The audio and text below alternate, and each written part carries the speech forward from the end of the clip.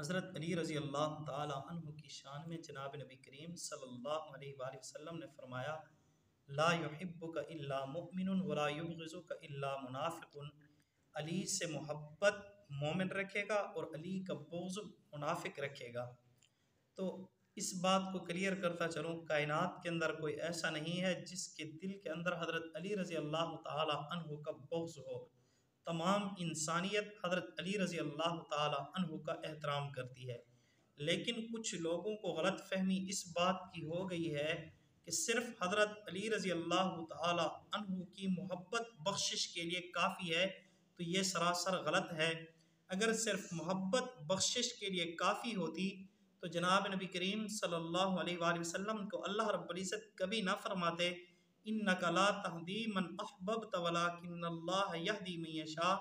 کہ حضور جس سے آپ محبت کرتے ہیں اس کو ہدایت نہیں دے سکتے، اور اللہ رب العزت نے تو کنفرم فرما دیا ہے لا بیع فیہ ولا خلۃ ولا شفاعہ، قیامت والے دن کسی کی کوئی دوستی کام نہیں آنے والی، صرف دوستی سے کام نہیں چلے گا، بخشش کے لیے صرف محبت کافی نہیں ہے۔ اور کچھ لوگ اس غلط فہمی میں پھر یہ بھی کہہ دیتے ہیں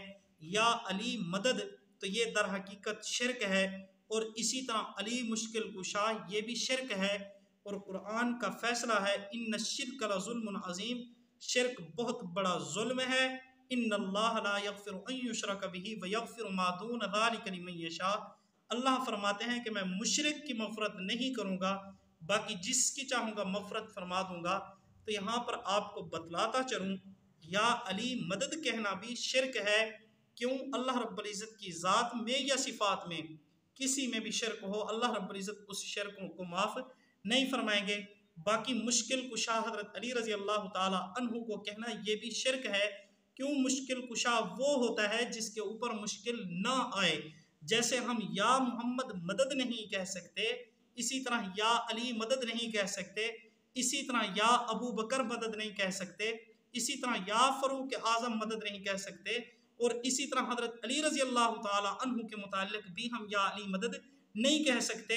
ہاں، یا اللہ مدد ہے، مدد کرنے والے صرف اللہ رب العزت ہیں، اور مشکل کشا بھی صرف اللہ رب العزت خود ہیں۔ اللہ رب العزت مشکل کشا ہے، جو اللہ رب العزت کا صفاتی نام ہے، جو اسماء الحسنی میں سے ہے یا فتاح، تو اللہ رب العزت ہی مشکل کشا ہے، اور مشکل کشا وہ ہوتا ہے جس کے اوپر کوئی مشکل نہ آئے۔ حضرت علی رضی اللہ تعالی عنہ کے سارے گھرانے کے اوپر مشکل آتی ہے، حضرت علی رضی اللہ تعالی عنہ اپنی مشکلات دور نہیں کر سکتے، تو اوروں کی کیسے مشکلات کو دور کر سکتے ہیں؟ مثال کے طور پر آپ کو پتا ہوگا حضرت علی رضی اللہ تعالی عنہ کو شہید کیا گیا، آپ کو پتا ہوگا حضرت حسین رضی اللہ تعالی عنہ کو شہید کیا گیا، جناب علی المرتضیٰ رضی اللہ تعالی عنہ اپنے بیٹے کی مشکل کو حل نہیں کر سکے، تو اوروں کی مشکل کو کیسے حل کریں گے؟ تو اسی لیے یہ کہنا یا علی مدد یا علی مشکل کشا حضرت علی کی محبت میں آ کر، تو یہ سراسر شرک ہے، اور شرک کے بارے میں اللہ رب العزت نے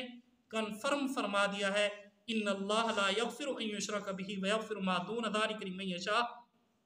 اللہ مشرک کی معافی نہیں فرمائیں گے۔ اگر ہم مان بھی لیں کہ جی صرف محبت کافی ہے، محبت کی وجہ سے کیا ہے بخشش ہو جائے گی، تو پھر اس وقت جتنے بھی عیسائی ہیں وہ سارے کے سارے بخشے بخشائے ہیں، پھر تو جتنے یہودی ہیں وہ سارے کے سارے بخشے بخشائے ہیں۔ جس طرح وہ کہتے ہیں ہم حضرت عزیر علیہ السلام کے ساتھ محبت کرتے ہیں، عزیر علیہ السلام قالت الیہود عزیر ابن اللہ، حضرت عزیر اللہ کے بیٹے ہیں، استغفر اللہ، تو اسی لیے جنت بھی ان کی اپنی ہے، ہم جنتی ہیں، یہودی کہتے ہیں، تو وہ جس طرح جنتی نہیں ہو سکتے، اسی طرح جو یہ کہتے ہیں قالت النصارى المسیح ابن اللہ، عیسیٰ علیہ السلام اللہ کے بیٹے ہیں، تو صرف عیسیٰ علیہ السلام کی محبت کام نہیں دے گی، صرف عزیر علیہ السلام کی محبت کام نہیں دے گی، اسی طرح صرف حضرت علی رضی اللہ تعالی عنہ کی محبت بھی کام نہیں دے گی۔ باقی اتنا کنفرم ہے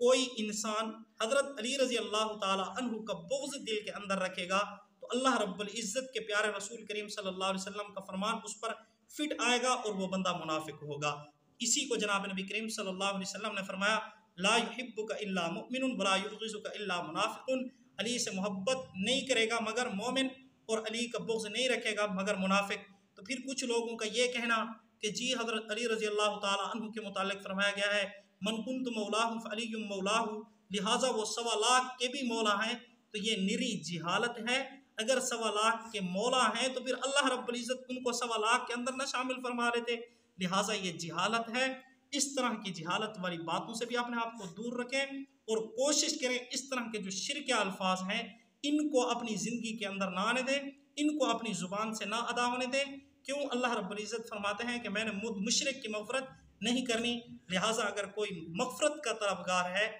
اس کو چاہیے کہ شرکیہ کلمات سے اپنے آپ کو دور رکھے۔